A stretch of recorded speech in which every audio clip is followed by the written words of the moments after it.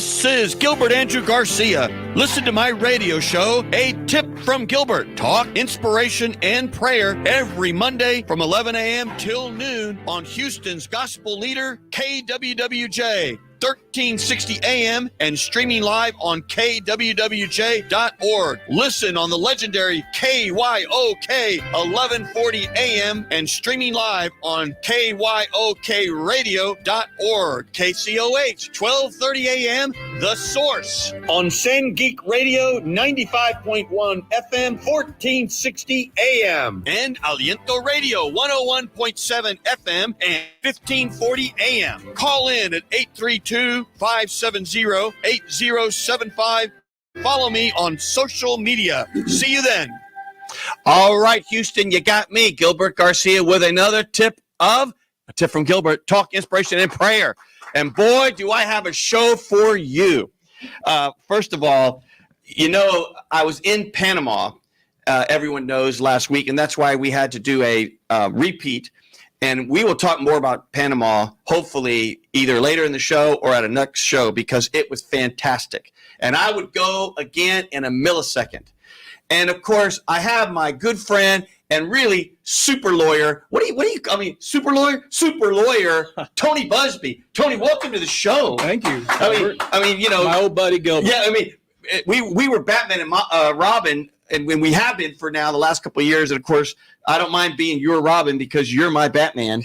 And Tony is phenomenal. And before we launch into one of my favorite topics right now, which is Centerpoint, I do want to just say we're going to be celebrating the life of Sheila Jackson Lee all week. And as you know, we had her prayer vigil, and I spoke there. And as you know, we had a press conference about that. And so I just want to say all of that to y'all. And I remember Sheila well because, number one, everybody knows Sheila. But number two, I can firsthand say we would not have gotten that $1 billion from the federal government without her. I can say that firsthand. And I think there were like 3 of her, or maybe 4 of her, because she was always everywhere. And so on Monday, which is today, from 9 to 11, she's going to lie in state at the City Hall Rotunda. And if for those of you who don't remember where City Hall is, it's 901 Bagby. And then on Tuesday from 4 to 8 at God's Grace Community Church, there'll be a viewing in tribute. And that's on 9944 West Montgomery. And then on Wednesday, from 11 to 3, we're going to have the community farewell and appreciation service at Wheeler Avenue Baptist Church, of course, on 3826 Wheeler Avenue. And there's going to be a rituals from 3 to 6, and the community farewell from 6 to 9. And I'll be speaking at that, so I'm really looking forward to that. And then on Thursday, the August 1st, there's going to be a celebration of life. And we're going to remember her at Fallbrook Church, 12512 Walters Road, and that's Fallbrook Church. And so I understand that both the president and the hopefully next president of the United States, and I'm going to be enjoying saying that, Kamala Harris, are going to be in town to really pay their respects to her. So let's go right into this, because I just want to make sure everybody knows that, we at the Garcia House lost power, but we had a generator, and we're one of those that has that generating company, and I'll come back to them later because I don't remember their name. And of course, my generator almost went out because I think people don't realize at some point you use them, and they don't think we're going to use them, Tony. And so we have these generators, and sure enough, I think it started going out on us. But I understand so many people, like I'm going to just mention Patty Barnes. She just said, quote, "I'm pissed. There's no one to talk to. My mom tried to call and there was no answer. We're just flapping in the wind or no wind like everyone else." You know, Tony, can you imagine your client service? You serve the people in your client service just will never answer the phone. Can you imagine that? Yeah, we saw that. We saw that, right? And we lived it all the time. And it's just pitiful. the government, when the government privatized electricity provision, the idea is that they would do better because they're a private company. But what happened instead was now there's a monopoly. Right. We have no options. Something that we all know is coming and we all know is going to happen happens. And then they shrug their shoulders and say, oh, we could have never predicted this. And then all the while you have people and look, I've filed this lawsuit for restaurateurs. I was going to file a case for other businesses. Of course, my phone rang off the hook when we filed the lawsuit against Centerpoint. But think about it from this point of view. If you failed to deliver to your clients, they would find someone else. If I failed to deliver, they would find someone else.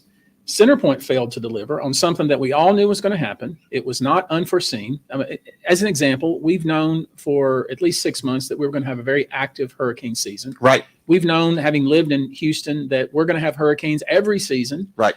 We knew for 10 days that this particular hurricane was floating around out there in the Atlantic. We knew that. But then it comes along and Centerpoint, even though they're the only electricity provider that we have, shrugs its shoulders and acts like, oh, they could have never foreseen this, and gets on TV and is interviewed. I'm talking about the CEO now. Right. And tells all the people that had power that could watch TV, maybe they saw it on their phones, that Centerpoint is doing a whale of a job. They're doing a great job. And incidentally, once you get your power back on, make sure you set your thermostat to 76. All the while, this man is sitting there and the thermostat behind him is set at 70. Yeah. He was cool as a cucumber, wasn't he? As a cucumber. Yeah. And so you wonder why people are so pissed. Yep. And the lady that you just mentioned, she is, along with millions of others across the Houston, Galveston area, are very upset. People are upset because there are people that died. There's people that were shut in. They can't go and find a place to get cool. To the mayor's credit, to the city's credit, they set up cooling centers for people to go and try to cool off and charge their phones and so forth. Mattress Mac did the same thing at his businesses. But there are a lot of people across the city of Houston, across our area, that have no ability to leave their home. How about all the nursing homes that were without power? People are literally stuck. And I recall in the Galveston area, there was a call that went out. We need more diapers for the nursing home. I mean, these folks, there were some of these nursing homes that were out without power, water, internet, everything. And these folks that were taking care of these shut-in people were doing the best they could do. All the while, Centerpoint is making $6.5 billion in profit in the year 2023. Did you say billion with a B? With a B. Come on. 6.5 billion. And now what they'll tell you is, well, the government regulates us to some extent. The PUC regulates us to some extent. They control the amount of profit we can take. They approve our infrastructure improvements. They have to approve all of our upgrades that we do. Every year we go to them and we say we're going to spend X amount of dollars on infrastructure improvements. But it's like everything else. The government can only act on information that it knows, and Centerpoint knows what it needs to do to make things right, but it doesn't do it. And the reason it doesn't do it, I think one of the reasons that Centerpoint has not done what it's supposed to do over the years, it's been divesting itself of its gas business. It's been putting itself in a position to be sold. It's been doing that for some time because we know that there was one particular CEO, because they had many over a several year period, whose entire job was to position Centerpoint for sale. And so you don't position yourself for sale by investing in infrastructure. You position yourself for sale by showing massive profits to shareholders. And so that's where we are now. So Centerpoint's about 10 years behind in the infrastructure improvements that it needs to make sure that every time the wind blows, we're not out of power. And that's basically where we are at this point. It's pathetic. And here's another one, because you would think that this only happens every now and then, but it happens all the time. So like, for example, here's this poor person, Atlantis Hubbard. She said here, and this is a mother of two. Guess what? She went to Gallery Furniture to cool off. Thank you, Mattress Mac, for that, right? Every time, this is quoting, right? Every time the wind blows, we lose power. So I was counting on that. How pitiful. I was counting on that. You think about it from this point of view. You got you hear about the exodus from California, the exodus from other states across the country. Everyone wants to come to Texas. Okay, so now I've got to decide, where am I going to come? I'm going to go to Dallas, San Antonio, Houston, Austin, whatnot. I have to make a choice. I want somewhere where I can have good schools for my kids. Yep. I want a low cost of living. I want, housing prices to be where I can deal with them. But then I hear, oh, guess what now? They have a very active hurricane season, and you may be without power for multiple times, 2 weeks at a shot. And you might get flooded out of your own home. And of course, the city, of course, thank you for the last administration, was using the rain tax. Remember the rain tax? Using it to just balance the city's budget instead of doing what it's supposed to be what's supposed to be used for, which was infrastructure improvements on flooding. Boy, I'm getting ahead of myself, but hold this thought. Let me just finish this quote. Every time the wind blows, Tony, we lose power. So I was counting on that. Can you imagine a customer just saying, I already know it's going to be terrible? It's still frustrating, though, especially with the lack of communication. Again, no communication. I haven't heard anything for CenterPoint, and it's going on something like 3 days now. Of course, it was much longer than that. You'd think they'd at least have a timeline. Well, I think it's just outrageous. I'll tell you one of the problems that I noticed having brought this is not my first lawsuit against CenterPoint. You may recall in the 2021 freeze, there was power issues, and it was really more about our power grid not being able to maintain itself and not being able to have enough power. So they had to make decisions about where to cut the grid, where power could be. Downtown and the Toyota Center had plenty of power, and there were places all across the city of Houston where people literally froze to death. Yep. So we've litigated against CenterPoint quite often.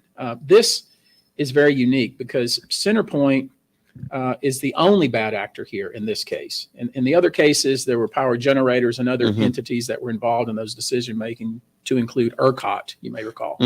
But in this case, this is a situation where CenterPoint, I'm talking about just simple things like trimming right-of-ways. Like cutting the trees. Cutting the trees. Yeah. We're talking about things that they know. But one of the things I noticed that once I got into the weeds with CenterPoint in this particular case is they don't know their grid. How many of the people I bet listening right now were told you will have power Wednesday next, and they already had power, or congratulations, we've now restored your power, and they're still sitting there without power? These are things that CenterPoint should know. I mean, CenterPoint has had control of our system, if you will, for a long, long time. They should know. It should be computerized. They should know whether you have power or not. They should know that.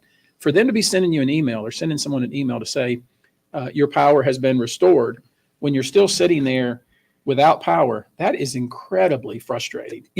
Tony, I mean, when you order a car on Uber now, you know where the car is. Yeah. When you order, sometimes we want to order food, because we're lazy at home sometimes. And there's a thing called Favor that does food delivery. Love it. I used to be an owner. Yeah, well, I love it too. And you know what? You can see exactly where the person is about to deliver the food to you. Yeah. But you mean to tell me here in Houston, to know what was going on with power, we had to go to Whataburger? That's really ridiculous. Is that ridiculous? I mean, Whataburger, people were more likely to find out who had power and who was going to have power than checking with CenterPoint. And that's pretty pathetic. That's pathetic. I want to do one thing, if you don't mind. We're going to come back to all this. I know we have some, I think Representative Ron Reynolds may be calling is what that looks like. But if you could just do, actually, let's get the representative. But I want to come back to you, Tony, if you want to get ready. I want to educate our listeners of what it means when you talk about the power grid. Just give us a 1 minute on that. Representative Ron Reynolds, are you there? Hey, Gilbert, what's up, brother? Brother, good to hear you. You have me, Gilbert Garcia, of course, with super lawyer Tony Buzbee. And oh, my God. I know. There's so much money in that studio, man. I need to come over there and empty out those pockets, man. Just a pocket change, I'll be rich, man. Well, you know what? If you want to find a lot of money, go to the CenterPoint headquarters, and you'll see a lot of people doing a lot of lousy work, getting paid a lot of money, including that board of directors. And I'm going to name them all in a minute. But what do you got for us there? Hey, first of all, Gilbert, as I told you before, last time you and I got an award at Bishop Dixon's church, man, thank you for all you do to give back to the community. You pay it forward with your time, your talent, and your treasure, and certainly to be joined by one of the greatest civil attorneys in this country's history, Tony the Shark Buzbee, a great veteran and Aggie who also gives back and does so much, man. Tony, thank you for all you do. And certainly, I just want to say this, as someone who has served on the Energy Resources Committee after. Uh-oh, did we lose him? Member of the as the ranking member of the Environmental Regulation Committee, I am so disappointed with CenterPoint Energy, and I want to commend Tony for being steadfast to be out front to help those who have been experienced so many losses because of CenterPoint's negligence. They weren't prepared. This is a colossal failure in the energy capital of the world. I have noted my disappointment to the CEO, and I want to commend you, Tony, for being there for those people who lost a tremendous amount of income, who lost money and resources. So I commend you for bringing this suit. I think this will be a way to bring justice and to vindicate those who were harmed during Hurricane Beryl. And this should be a lesson for CenterPoint and the state of Texas to fix our grid, to make sure that we weatherize all of our equipment to ensure that we can survive extreme heat, extreme cold, no matter what the situation is. This was just a freaking Category 1. We could not be prepared for a Category 1. God help us if it was a 2 or 3. So Tony, I just want to thank you. I know that you're going to do a hell of a job to get maximum compensation for those who are aggrieved. And I certainly encourage everyone that was impacted to give your office a call. I refer people to you when they need it because you're the best in the business. And I couldn't think of a better attorney to go against the resources of someone like CenterPoint and win. Whether it is through litigation or through settlement or through mediation, you will get the job done. So I just wanted to call in and congratulate you, Tony, for all your great work that you do, and to thank Gilbert publicly for everything that he does, man. Oftentimes never even a headline about it. He just does it because it's the right thing to do. So again, I'm going to continue to fight as the legislator to make sure that the Public Utility Commission and ERCOT is doing what they need to be doing. All of us have a responsibility to play to make sure that people are safe, because too many people died because of this failure by CenterPoint and the state to protect people when we had Hurricane Beryl. Well, Representative, first of all, we're hugging you on the phone, and thank you for the work that you do. And I hope you bring them forward, and I hope there's some real, when you hear like the mayor talk about, we got to make them accountable. Well, I don't know what that means. It has to be, yeah. But it has to be. Yeah. Well, he's gotten campaign contributions from them. I think someone in his family's worked for them, and they're lobbying this and that. At the end of the day, the board of directors. Did you know some of these cats are making like $300,000-$400,000 a year? I think that whole board should be replaced.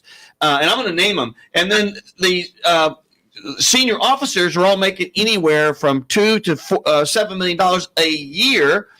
And what's interesting is, in some way, they've privatized the profits and all the money everybody's making, but they've socialized the risk. In other words, they have no risk because they could just go, we just need another power plant. Let's just go to the citizens and raise their rate. And it's like, okay. The ratepayers pay. That's exactly, which is all of us. And if you really went to the real shareholders, which are the people, boy, I think their stock would be like plummeting or even out of business. It sure would. But hey, listen, that's why it's so important that you're having the show to educate people, because people don't know. Before Winter Storm Uri, no one had heard of the Public Utility Commission, hardly, or ERCOT. They're like, what is ERCOT? What does that mean? So now we're educating people. And this is a further example in civic engagement of why elections matter, why we should elect people that know what the hell they're doing, why we should have oversight over these Public Utility Commission and CenterPoint that is regulated by the state. And so people need to understand, because it impacts them. And so that is what lawsuits like Tony Buzbee, what he's doing, it brings light and it brings accountability. People deserve transparency. They deserve answers, and they deserve to know that we're going to fix the damn grid once and for all, not keep putting Band-Aids on it, kicking the can down the road. We need major overhaul. We need major reform. And I'm going to continue to do what I can. And working with great people like you, and I sure wish that one of you had won your election, so I would have more confidence in the people at City Hall. Well, Representative, thank you for calling in, and I'm sure I'll see you at one of these Shoot at Jackson Lee celebration of life events. So I'll be seeing you and hugging you soon. I'm speaking on Wednesday. Okay. At Willard Avenue Baptist Church. Then I'll see you then, my friend. Right. Yes, sir. All right, Ron. Thank you, Ron. Have a blessed day. Take Appreciate care. you. Thank you, Representative. Bye-bye. Bye-bye. You know, Tony, what you didn't see is a lot of people been sending things on the email, and there was some person that said, "Thank goodness it was only a Category 1." And then I saw another person say, "Gilbert, when you were at Metro Board, you got $50 a meeting," which is what I got. And they said, "And you even donated it," which I did, versus what these people are getting paid. Tony, give us, Representative said something very important, which is people don't even know what ERCOT is and grid, and you use a lot of these words because you know them. Just give us a 1 or 2 minute, what does it really mean for me, the Joe public, and how's this all set up? Well, we have a power grid, of course, and that grid provides you power. And when I say power, I'm basically meaning electricity to your home. Okay. And what you need to know about CenterPoint is CenterPoint owns all of the poles and the lines. Okay. So they get paid from the generators, the people that generate the power, to transport the power to your homes. All right. That's basically it. And so they are regulated by the Public Utility Commission. So you may hear PUC or PUC, Public Utility Commission, which is individuals appointed by the governor, and they're supposed to be regulated. Now, you may recall when they privatized electricity provision some time ago, which allowed CenterPoint and companies like CenterPoint to make profit off of doing this work. Previously, it wasn't like that. Well, what has happened is exactly what you have said, which is CenterPoint will make more money if it allows major outages and then goes to the legislature and says and to the PUC, we need more money for infrastructure improvements, rather than doing the improvements in advance. So they have every incentive to do a lousy job. They do. Because then they can get more money. They go and say, we did everything we could. We couldn't have foreseen this. We need help in clearing our right of ways. We need help in updating and hardening our transformers. We need help in replacing lines and poles. Our poles are old. Many cases are 30, 40, 50 years old. And this is what they do. Now, this is what they should have been doing 10 years ago. They should have had a system, and they'll tell you they have this system, but the truth is it doesn't work. So the proof is in the pudding, as they say. So whatever infrastructure improvements they have made, and they'll crow about like a rooster. They'll crow what we invested $1.2 billion in infrastructure improvements. We did this, we did that, and all of this has been regulated by the PUC, and they approved these infrastructure improvements. So we should be all good to go, and you shouldn't be able to sue us, because how can we be negligent if we got every decision we made approved by the PUC?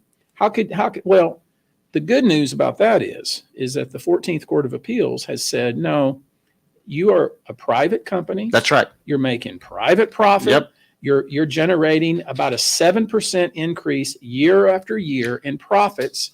And you made $6.5 billion just in the year 2023 after 2021, where 40 to 50 to 100 people died because they didn't have power and froze to death. So there is hopefully some light at the end of the tunnel. Hopefully, because we've already had one case go up to the 14th Court of Appeals, and it's pending at the Supreme Court, where the 14th Court said, you're a private company, you are responsible to act as a reasonably competent company, like a reasonably prudent company would act. And we can all agree that they did not act that way in this instance. Correct. So I believe that this lawsuit that we filed, and we filed it on behalf of restaurateurs, and the reason I did that is because, first off, they're a lot of my friends, but secondly, if you're in the restaurant business, you know your business, you know your numbers, you know if you miss one day how much you're going to lose. You can tell to a dollar pretty much. Most of these good restaurateurs like Ben Berg, Ronnie Killen, people like that are kind of celebrated in the industry. The reason they have longevity is because they know their business. And so they know if they're closed for one day, they're going to lose 40 grand. If they close for two, they know all those numbers. So that's kind of why I started with them. Plus, they have influence in the community. They're known. They have influence at the state capitol. There's a Texas Restaurant Association that has some influence. So for people like these folks to step forward and say, enough is enough of this. That one of the things that Houston crows about, you may recall, one of the things when I ran for mayor was we should have Michelin here. Michelin should be rating our restaurants because we have great restaurants, and it'll draw more people to Houston if we have starred restaurants. Right. Well, that is happening now. But how can we encourage world-class restaurateurs to come to Houston if they're going to go out of business because they may be out of power for 10 days? Can you imagine the amount of money they would lose being out of power for 10 days? And can you imagine what that does to their reputation and those sorts of things? And all the food, they probably had the finest of food there in their freezers, and just throw gone. Go out. Have to throw it out, and it's just, some of these restaurants, probably some of the ones that we like the most, the mom and pop joints, the places that we like to go for little small families, small families, or meet somebody for breakfast. These folks are living hand to mouth. That's right. Their margins are very small. If they're if they're closed down for 2 days, 3 days, 4 days, I mean, a lot of these folks don't have reserves. A lot of these folks don't even have business interruption insurance. And even if they have it, you're talking about fighting with an insurance company for weeks on end to get paid. And all the while, they got people that can't work. They're not getting paid, from dishwashers to maitre d's, whatnot. And so that's why we started with the restaurant folks. I want to say one thing about, Ron Reynolds has been a strong advocate, has really been a squeaky wheel, if you will. But what we saw after this last hurricane, and remember, there was a storm that happened even before the hurricane season started that knocked people out of power. It kind of gave us a sense that, this is going to be an active season, number one. And number two, our power structure is not in good shape, even though literally 3 years ago, everybody was raising all kinds of heck about the fact that hundreds of people died because we didn't have power. Nothing has changed. And so one of the things we saw after this storm was we heard the mayor, he was raising all kinds of cane. We heard the lieutenant governor, he was raising all kinds of cane. We're going to hold people accountable. We had, when the governor came back from China, he was raising all kinds of cane. One thing we didn't hear was that the governor was in China with somebody from Centerpoint. Come on. Come on. Yeah. And again, I only say that not to cast aspersions at our governor, but to say that Centerpoint their tentacles run very far. They have a lot of influence. And they have big PACs. And they're giving money to the same people that are there overseeing or working with the same people that regulate them. Exactly. They're basically, I don't want to say regulating themselves, but it's very close to that. And so when the governor has a press conference and he has the head of the Public Utility Commission sitting next to him and says he's going to do this and he's going to do that, I hate to be cynical, because cynicism is the one sin that can't be forgiven because you don't ask for forgiveness, right? But I hate to be so cynical, because I've seen this before. I've seen this line and verse before, where everybody is up in arms. Oh, this is unacceptable. We have people dying. We're the energy capital of the world, and yet we can't even provide power and electricity to our citizenry. And I've heard all these, denouncements of Centerpoint, from the mayor's office all the way to the governor, but nothing has changed. And so I hope people like Ron Reynolds, who says, you know what, because we're fickle people. Let's be honest. We're fickle. I'm fickle. In other words, I'm dealing with the problem I have in front of me. And when that problem's resolved, I move on to the next problem. So people that were without power, it's the number one problem they have in their lives. But when that power cuts back on, they get the trees cleared, they get the limbs cleared, they clear up their backyard, whatnot. They move on to they got children in school, they got this to deal with, they got that to deal with, and they forget about it. And they don't think about it again until the weatherman says, oh, we got another storm brewing out there in the Atlantic, and nothing has happened. And then we get all up in arms again. What I'm hoping is that this lawsuit keeps the pressure on, that we keep talking about it. People like you keep talking about it. If we can get people like Ron Reynolds to keep talking about it, we can keep the pressure on the lieutenant governor, keep the pressure on the mayor, keep the pressure on the governor. Make them understand that we have to do something, and we're going to keep peeling back the layers of the onions. And people learn that, how could they made $6.5 billion in profit in 2023? How could these people on this, that you're going to name, God bless you, on this board, are making this kind of money? How is it that the CEO, he must be a silver-tongued devil. I think that's the truth. He must be he comes from a company, PG&E, out in California, that went bankrupt because they were sued repeatedly because their infrastructure was so dilapidated that they were causing forest fires that almost burnt all of California down. Oh my. They were sued and had to pay billions and billions of dollars. And his golden parachute is to come here to Houston and to convince a board of directors to pay him a $38-something million compensation package while he gets on TV and sits there and tells us how great CenterPoint's doing. And we should set our thermostats to 76 while his thermostat's set at 70. So what we have to do as doing our part is keep banging the drum, because it's hard to keep banging the drum about, we have electricity provision system that's inadequate when we're sitting in our air conditioning and we're worried about our kids getting into college, or we're worried about our kid doing well in his civics class. You mentioned something about nursing homes. Well, one of my partners, of course, here, and she's been on the show before, Ruby Dang, her mother is like 91 or something like that. And she's at a nursing home now. And there was a major panic there at that nursing home, because they had to take all of them in a bus someplace else. And you know what that did to her mother? Her mother almost had like a heart attack. She was just like, wait a minute.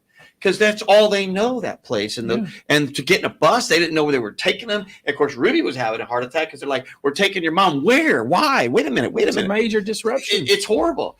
Let's go back to something, because the whole thing, it seems to me, and I'm just putting this together. So they have every incentive to not invest in infrastructure and so forth, and every incentive, if there's power that goes out, to then raise the rates.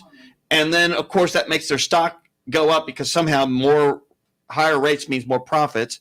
That means they make more money because they have all the stock options. Yeah. So the whole thing is backwards. We have a caller here. Is there a Lee here?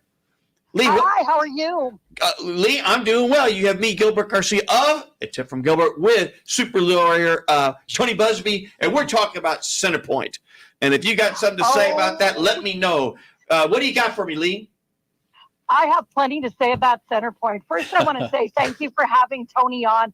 Tony is one of my very favorite people in all of Houston. Yay. All of Houston. You were my favorite for governor.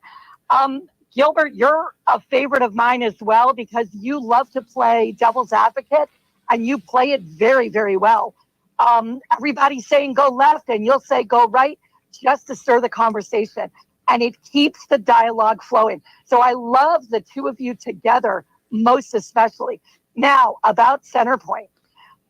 It's time to break up that overlarge grouping. They cannot handle what they have.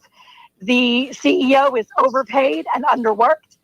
And I'm thrilled to death that Mr. Buzbee is suing them, because it needs to happen. He needs to win. We all need to get behind that. We need it more broken up in the state of Texas. We are too big to have something that big, to be able to control it, to be able to arrange it, to be able to do correct by the people that use it. And I'm sorry, but they have proven this is their second, or is this their third time in failing the public that they are supposed to serve. It hasn't affected the CEO's paycheck, has it? Not once. And what are you supposed to do? Hit him in the paycheck where it hurts the most. There you go. Right there. Go, Sue. Go, Lee. Sue Tony Sue. Please break up. Please break up the huge entity and serve the state of Texas better. Okay, I'm not a native Texan, but I got here as quick as I could. I've been here long enough where you can call me a native Texan, and I'm very proud of the state of Texas. We do some dumb things sometimes, and CenterPoint Energy is dumb. It's got to go. It's got to go smaller. The CEO has got to go. So that's what I've got to say about that. Thank you for putting me on and having me be able to speak my mind. I'm going to listen to the rest of the show. I really, really appreciate you, Gilbert, having Mr. Buzbee on and talking about this very issue. It's a hot point issue. I want to see 3,000 people joining your show. It is a good show. It is a great show. It is not broken. It doesn't need to be fixed, but we need 3,000 more people listening to you. You're smart and you talk about the issues, and that's what really matters. So thank you very much for having me on, allowing me to speak. Peace be with you both. Go Tony. Go Tony. Go Gilbert. Lee, before you go, can you stay on another minute for me? Of course. You mentioned about pocketbooks. So first of all, this is all public filings, right? And public information. So there's nothing I'm saying here that's not public. So the top Correct. 1, 2, 3, 4, 5, 6, 7 people, and I have it here, right here. They're making anywhere. Well, no one's making less than $2 million a year. Correct. When you look at Jason Wells, the president and chief executive officer, and it only shows 3 years worth of compensation. This includes stock awards and stuff, but of course, we all know that how this whole thing is working. He's made now the last 3 years almost $14 million. And the former chief executive, David Lesser, in the last 3 years, you know how much money he's made according to this public document, including all the stock awards, et cetera. 37, 40, 50, $66 million. Wow. Can you imagine that?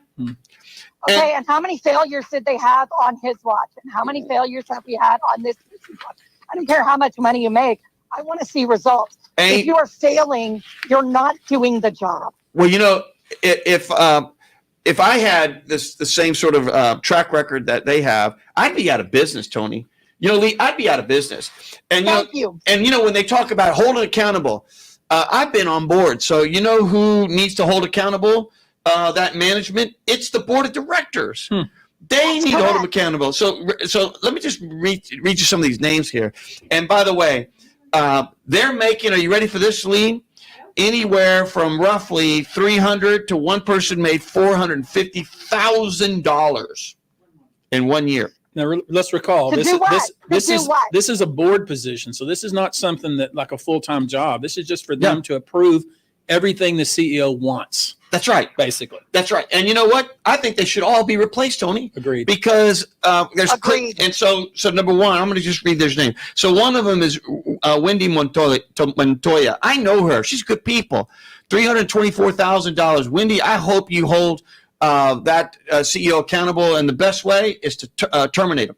Earl Cummings, he made almost $400,000. Christopher Franklin, $340,000. All this is public information. Raquel Lewis, 308. Thaddeus Malik, he must be new, 144. Martin Nesbitt, $457,000. Bring the pain. To do what?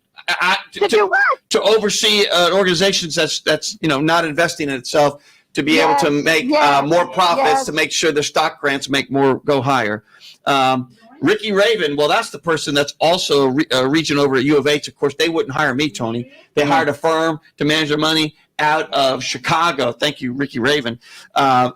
He must be new too. $133,000. Philip Smith, $311,000. Barry Smitherin, $300,000. That's a lot of money, Tony. And the whole point is, I don't know, are they doing a good job? Well, really, it's the board. And if you've always, absolutely right. Yeah, Lee, if you've known about this issue, the underinvestment, and if their whole focus is on privatizing their profits so they can get paid more money, well, no wonder they do things like the tree cutting. Did you know they outsourced the tree cutting?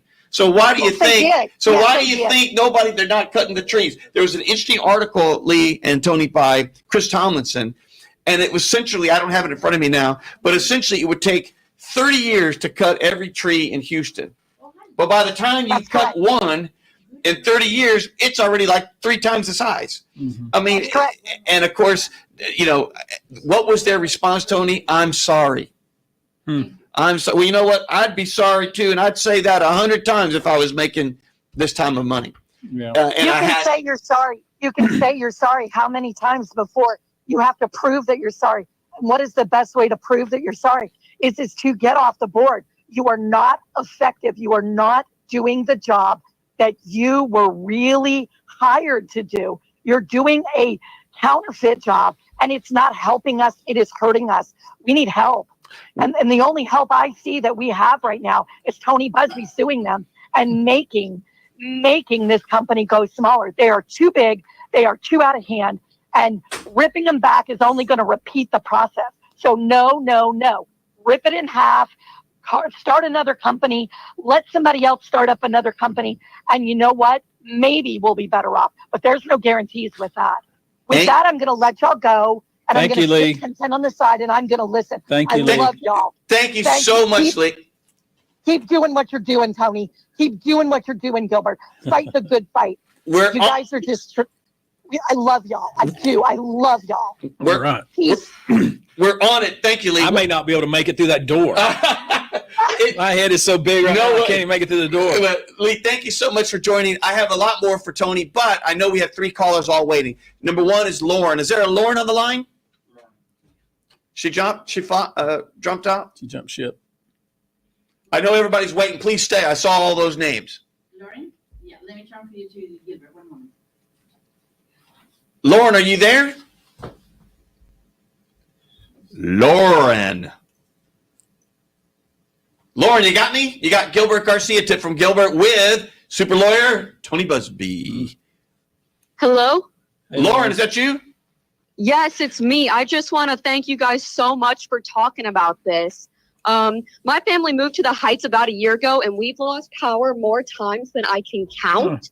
So it's been horrible. But my question for you guys is, when can we expect to see results from these complaints, from this lawsuit? When is CenterPoint going to make changes? Because it's the beginning of hurricane season. And if we lose power every time the wind blows, I don't know what to expect and when to expect changes from this. Lauren, thank you for that comment. And those are good questions. And we may not have those answers because, you know, it takes time. Look, Tony's out there banging. He's getting more people. And by the way, stay with me, Lauren. Tony, would you give your phone number out for any restaurant that's listening? Because who do they call to try to join the suit and everything like that? Yeah, they can call the firm, 713-223-5393, or you can go to our website, txattorneys.com. One of the things, Lauren, I want to mention is that there's an old saying that says, if they don't see the light, you make them feel the heat. It's a great saying. They don't see the light, make them feel the heat. And the way we make them feel the heat is we file lawsuits, we raise cane, we keep the pressure on with our elected officials. We make it clear that even though we all have power now, hopefully we all have power now, that we all know that another storm is coming. There's going to be another wind that's going to blow. And it's a can I say a damn shame? Yeah, say it. It's a damn shame that what you just described, which is here we are at the beginning of the hurricane season, and we don't know how many hurricanes are going to roll through, how many tropical storms are going to roll through. But one thing we do know is as each one rolls through, we're going to be out without power because CenterPoint and the board of directors and the various CEOs, because they've had a lot of different CEOs over a 10-year period, did not do what they were supposed to do, which was invest in infrastructure. There should be no reason why that our right-of-ways need trimming. Right. They should have I mean, anybody that manages property, apartment, whatever, even your just household, that you do scheduled maintenance. This is what you do when you're being responsible and you're being competent. They are not responsible and they have not been competent. And so we have right-of-ways with tree limbs all around our lines. We have lines that have needed to be replaced for 20 years. We have poles that have needed to be replaced for 30 years. And we have a board of directors who are asleep at the switch. They approve everything the CEO, whoever it is, wants, and they collect their cash, and they probably have generators. Yep. Amen to that. Lauren, I think the key, though, Tony, is, and I know it's hard to say, there's no way anything can be done really this hurricane season, right? Other than because it wasn't just a long-term failure to invest in infrastructure, but it was also a more immediate, more microscopic problem of not having a plan, knowing this storm was coming and not having a plan. Now, they say it's a myth that all these line people that work the lines were sitting in parking lots for 48 hours without instruction. They say it's a myth. I mean, that's what CenterPoint says. It's a myth that there was an issue with regard to the per diem that was going to be paid for linemen from Ohio and Illinois and Alabama, because there were hundreds and hundreds and hundreds of them that came into town to try to help us. They say it's a myth that they didn't have a real executable plan. I tend to disagree. I think they did not have a real plan. I think that they waited too long to execute on whatever plan they had. And I think that they were very inefficient. And here's the problem with that. How can they be inefficient at this point in time, given the fact that we get hurricanes every season? And you're in the business of protecting us from hurricanes. That's right. And Lauren, at our firm, we're a money manager. We have what's called disaster recovery. In other words, when a storm is brewing, even if it's just brewing, we're already ready. We already know who calls who does what, who goes out of town, what software goes where, because we know we got to be prepared. And that's our job. Because if we were down and our clients and their money was down, we'd be out of business like that. So it just makes no sense. Well, Lauren, how long were you guys out of power there in the Heights? Do you recall? I think we were about 3 days, but we had some friends close to us not have power for a week. And of course, they're living with us. There's no hotels open. There's nowhere else to stay. It was horrible. Yeah. Yeah. Well, Lauren, listen. I wish I could tell you, Lauren, that it's going to get better soon, but I tell you what, just calling into this show makes a difference. And we have a mayor, we have a lieutenant governor, we have a governor, we have state legislators. They all are saying the same thing. We need action. We're going to do this. We're going to do this. Yep. So let's make them do it. That's right. Make them do it. Lauren, thank you for calling in, and please call in again. And I'm going to move on to another caller, but thank you so much, Lauren. We have another caller there. Who was that I just saw? I'm talking to you right now. Hold on, Tony. I want to get a couple of these callers done, and then I want to say a couple more things. Miriam. Is there a Miriam? Miriam, are you there? Okay, I just had a feedback on myself here. Oh, that's you. Hello? Miriam, are you there? Yes, I am. Can you hear me? Yeah, I can hear you. You have me, Gilbert Garcia, with a tip from Gilbert with super lawyer Tony Buzbee. I should just call you superhero because you know what? Just call me Tony. Okay, Tony, but okay, super lawyer Tony. Go ahead there. What do you got for us? Okay. Well, the reason I'm calling is I appreciate that y'all are doing something and that y'all are figuring out a way with going through the restaurants because you can actually tell what profit they lost. But we have such a bigger problem than restaurants losing money. We have people that are actually dying. My neighbor across the street, 85 years old, during the freeze, she had an inch of Coke left in a glass on the side of her table. When I went to go check on her, because I check on her every morning and every afternoon, the Coke was frozen in her glass. Okay, this time we're dealing with the heat and she's in just dire needs, right? She's out on the porch. I'm trying to find her help, but there's not much I can do. I don't have electricity either. Yeah. So I'm supporting her. But we're having, older individuals, people with health conditions that are dying, and it's not something that's not foreseen. It's not something that we can say we don't know is going to happen because we have seen it happen time after time.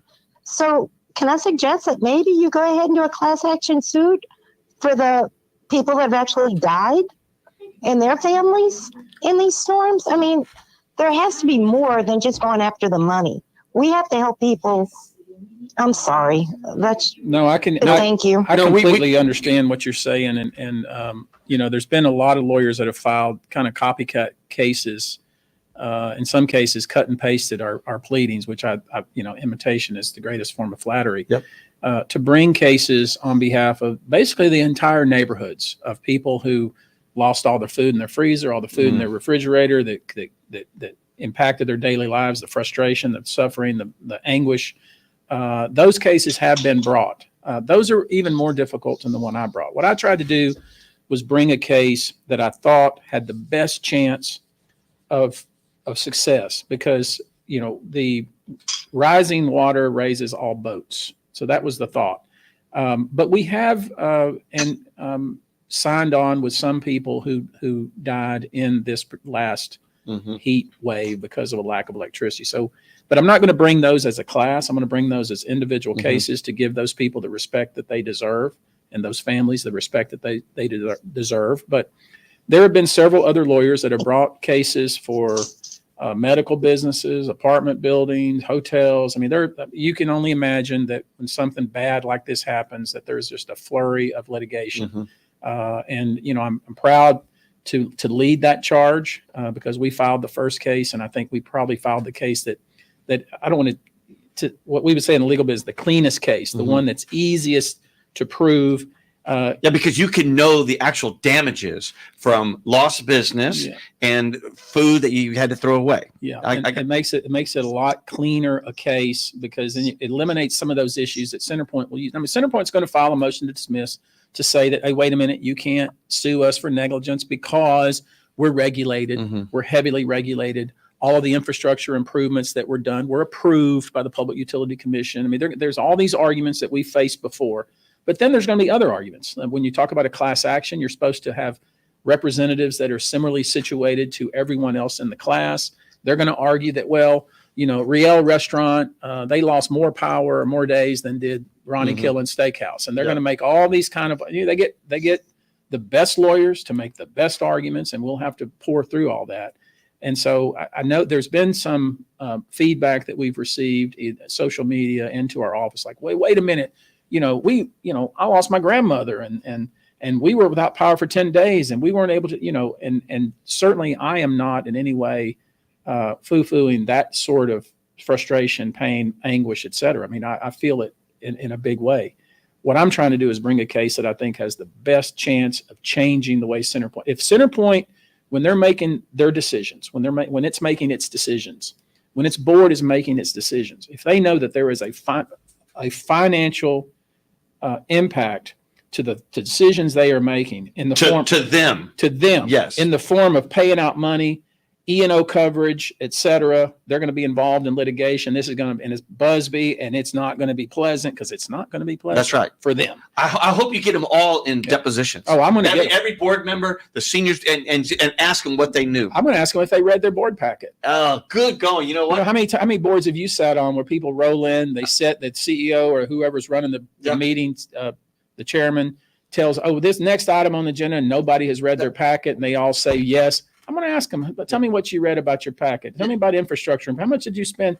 Why did you make that decision other than the fact that everybody else voted yes? And why did you outsource tree cutting when you know that's going to be a service you're going to have to do all the time? What was your thought process in that regard? Oh, that's wonderful. Yeah.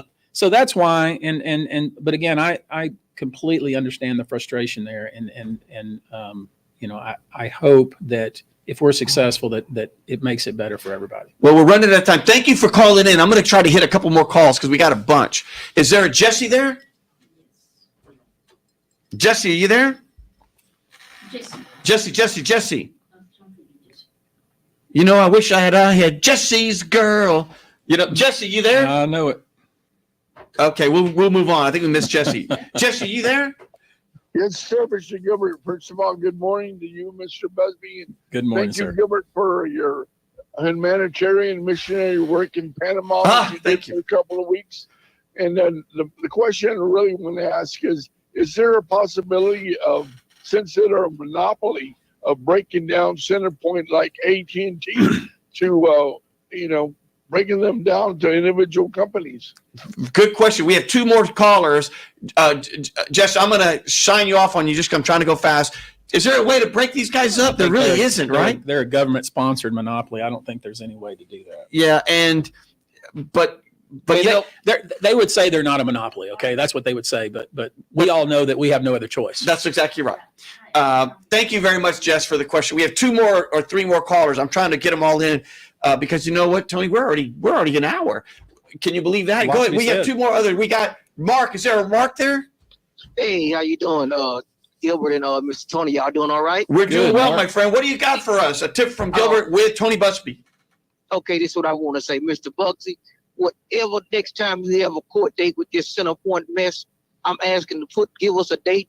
Because you see how the people go out and when we protest, when someone unarmed black man or somebody gets shot and killed, I want millions of people in front of this courthouse and let Centerpoint know enough is enough. I'm talking about everybody needs to get out here and stop this nonsense with what's going on. Because people still owe $600-700 off their light bill from this mess that was going on. But these people's pockets are steady getting fat.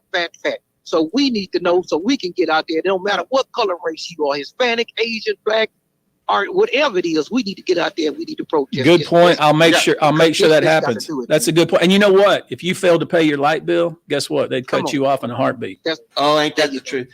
Thank you for calling in. You know what, Tony? Because I'm going to follow this a little bit. We'll probably have you back on the show if you don't mind, because it already flew. Yeah. If you don't mind, and I know one of your colleagues is here. If you don't mind letting me know about the court date, anything, I want to talk about it. Okay. Okay. I know we have another caller. We may have two more, but let me just do at least one more here, and then I'm going to give Tony the last word. Claude Cummins, is that you, Claude? This is me, Mr. Gilbert Garcia. How are you, sir? I'm doing quite well. You have me, Gilbert Garcia, with Tony Buzbee. Pastor, how are you? I'm doing well. What do you got for us today? Man, first of all, again, I want to thank you all for having this show and for giving those of us who are not in the know some insight into what's taking place and then what's being done to help people out. Because to me, that's what this should be about. When we talk about Centerpoint, okay, you made a mistake, you didn't handle things right. Now, what do you want to do to rectify it? And that's the issue that I have, because it's one thing to do everything that you can to help people, but it's totally something different to you want to play victim instead of helping the people who were victimized. Does that make sense? Totally.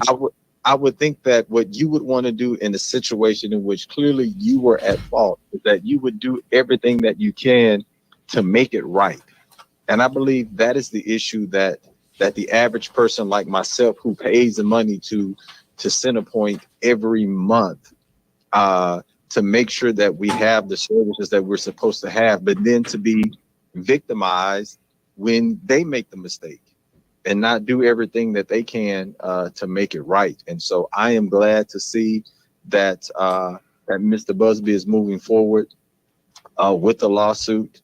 And I also appreciate the approach that you are taking, because what you're not doing, Mr. Buzz, is you're not saying that a loss of life is insignificant, but to take up the greater cause. And again, not at all to diminish or saying that the loss of life is not important, but to understand from a legal perspective that there is a bigger cause than that moving forward in order to hold Centerpoint liable for what they have done. So thank you for doing that. And again, thank you all for enlighten us on what's taking place with Centerpoint. We appreciate it. Well, our pleasure, Pastor. And thank you for calling in as always. Thank you for everything. Tony, I'm just going to read two more quotes because, and this all came from the Chronicle. So I'm not just reading a bunch of stuff here. This is a Chris Garcia, a Pearland person. He said, they don't care about us. We deregulate the energy market to save money, and it seems like we're spending more. And they want money for themselves.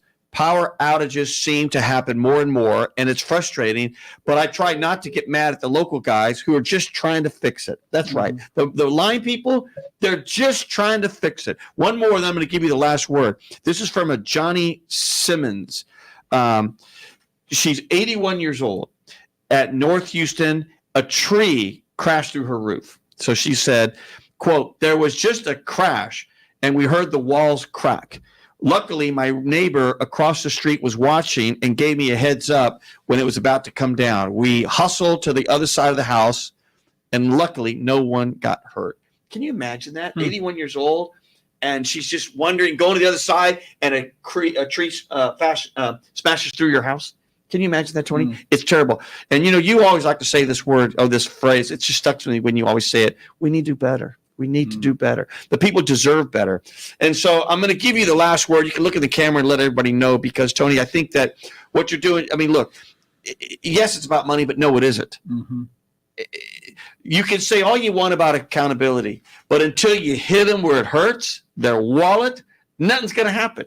Right. When you make them personally liable or personally fear of liability, and if you make them have to go before a deposition, and by the way, Houston, what that means is, when you're in a lawsuit, you're sort of under oath there, and they're taking your statement. That's called a deposition. It's a very, very stressful thing because the lawyer can ask you lots of things, and I know Tony's going to ask all the things that should be asked. Yeah. Like, did you even read the darn material, or did you just do whatever you wanted to do because you're getting paid by a bunch of money? Mm-hmm. So, Tony, what do you think? Where's the future of this whole thing going, and how long do you think it'll take? And the pastor you take it. The pastor made a good point. He said, it's all well and good to for them to apologize. That doesn't really help us too much. For them to admit they screwed up, that doesn't really help us too much. What we want to see is, what are you going to do going forward? What is your plan? And have we heard a plan yet? We haven't heard a plan yet. What we heard is a bunch of politicians, God bless them, denouncing Centerpoint. Right. And we're going to do this, and we're going to figure out what happened. All that's well and good. But what I want to hear is, what is Centerpoint going to do going forward to make sure that does not happen? Now, do I think that it's going to be fixed overnight? Obviously not. This problem didn't come about overnight. It came about from years and years and years of being asleep at the switch with boards of directors who rubber stamped Yep. decisions that were made to the detriment of the people that live in this area. So the lawsuit's probably going to take 2 to 3 years. I expect they're going to file every kind of motion to dismiss that can be filed. We will fight through all of that. We've done it before. But ultimately, what I'm looking forward to is putting the CEO under oath in a room just like this one and asking him some very hard questions, which I will make public, and putting every one of those board of directors under oath in a room just like this and asking them, what were you thinking? Why did you do this? How would you do it different? And why is this never going to happen again? And as I do that, I'm going to hope that the people listening and the people that hear about this later keep the pressure on our politicians and our legislature to do something about this. We are the energy capital of the world. We should not be without electricity, period. Full stop. And you heard it right here. I'm afraid we're now at an hour. So Houston, please, all the restaurateurs, call Tony Buzbee's office. Be part of this. Let's hear your story. Everyone, keep calling in. This is it. We deserve better. I'm Gilbert Garcia with a tip from Gilbert, and we'll see you next time. This is Gilbert Andrew Garcia. Listen to my radio show, A Tip from Gilbert. Talk, inspiration, and prayer every Monday from 11 a.m. till noon on Houston's gospel leader, KWWJ. 1360 AM and streaming live on kwwj.org. Listen on the legendary KYOK 1140 AM and streaming live on kyokradio.org. KCOH 1230 AM, The Source. On San Geek Radio 95.1 FM 1460 AM. And Aliento Radio 101.7 FM and 1540 AM. Call in at 832-570-8075 and follow me on social media. See you then.